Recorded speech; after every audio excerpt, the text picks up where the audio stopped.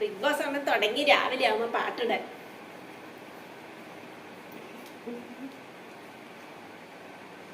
മനുഷ്യന്മാർക്ക് പല്ലേക്കാൻ തന്നെ സമയമില്ല, നേരെ അത് ബിഗ് ബോസ് ആണ് എൻ്റെ പാട്ട്. കുളിക്കാൻ നിൽക്കുകയില്ല.